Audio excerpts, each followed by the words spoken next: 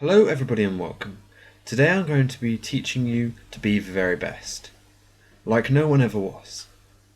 Today I shall be teaching you all about EV training. EV training is probably one of the most complicated things to most people, but one of the easiest things to others. With so much to remember, it's not really surprising that people get a little bit confused.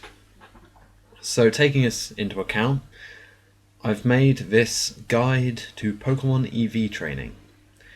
So let's start at the beginning. A Pokémon can only have a total of 510 EVs over its stats. HP, Attack, Defense, Special Attack, Special Defense, and Speed. A Pokémon can only have a maximum of 255 EV points on each stat. This means you can only have 2 stats maxed out. However, 252 of these EV points are needed to max out the stat. The last 3 are useless, so you can place those on a completely different stat altogether. There are 4 EV points to each 1 stat point. This means that every time you gain 4 EVs, your stat will grow by 1.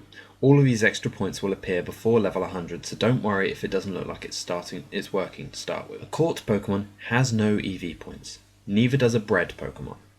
Unless the parent is bred holding an item such as the Power Band, then it will have the same EVs in that stat. Next up is how to gain EV points.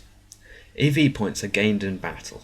Every time you make an opposing Pokemon faint, you'll gain EV points from it. For instance, if you make a Lillipup faint, you will always get 1 attack EV point no matter what Lillipup's level. If you make a Purloin faint, you will always get 1 speed EV point no matter what Purloin's level is. And etc, etc. You can also, as of Generation 5, gain EV points through the EXP share. Say that you are EV training your Bagon.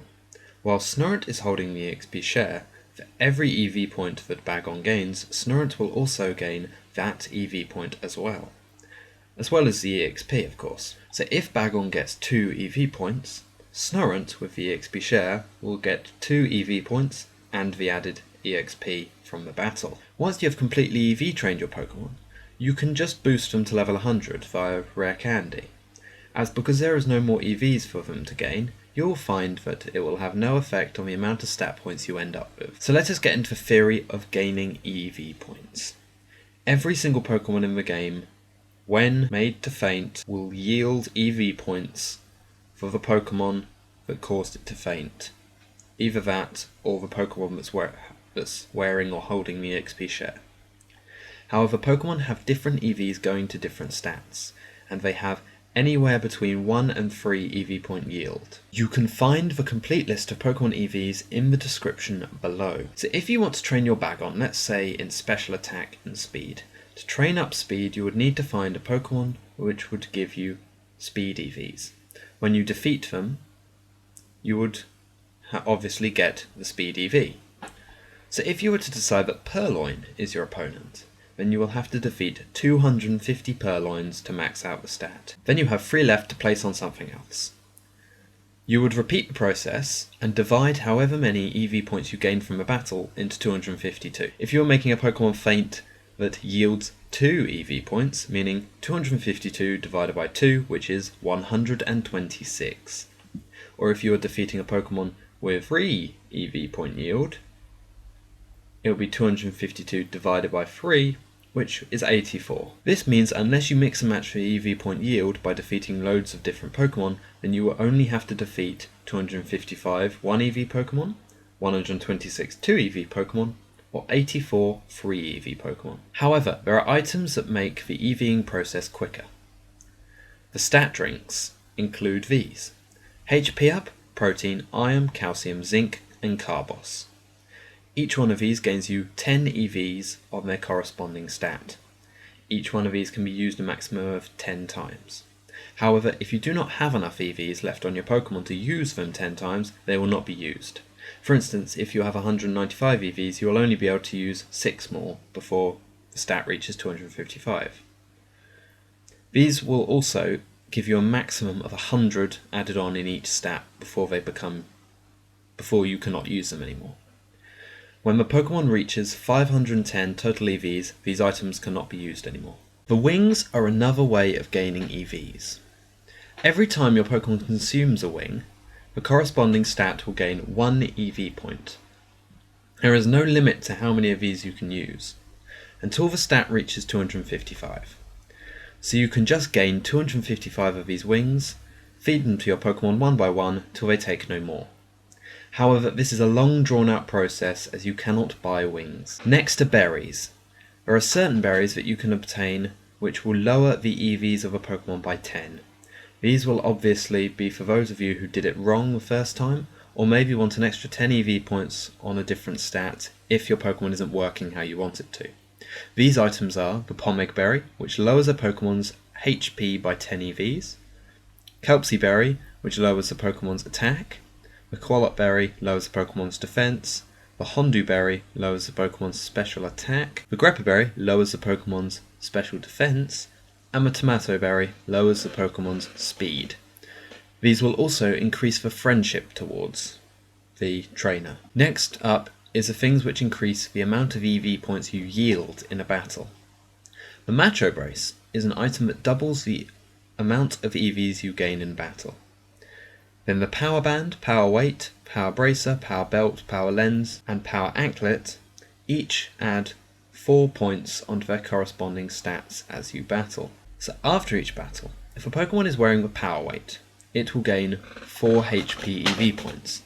So if a Pokemon gains 1 attack EV, it will also gain 4 HP as well.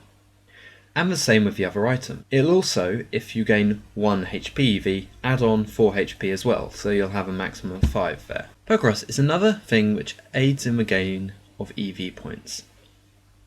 Whatever EVs you gain in battle, with or without items, Pokerus will double it. So here comes the formulas. So run away now if you don't like formulas, but they are very simple formulas, and I've tried to simplify them down to a point where pretty much anyone should be able to understand them. The formulas for working out how many EV points you will gain per battle, taking into account if it has Pokerus and a held item, is as follows. With A equaling the amount the opponent gives in EVs, B equaling the amount added on by a power item not including the Macho Brace. If there is no power item, this value should equal 0. And C, which is Pokerus. If it doesn't have Pokerus, then this value equals 1. The sum will be open bracket A plus B close bracket times C, and that will give you your total EV points. So this is how it will work. My Bagon gains 2 EV points in speed for defeating a Swanna. My Bagon has Pokerus and a Power Anklet, which adds 4 speed EV points, so it will be open bracket 2 for the Swanna, plus 4 for the Anklet, close bracket times 2 for Pokerus.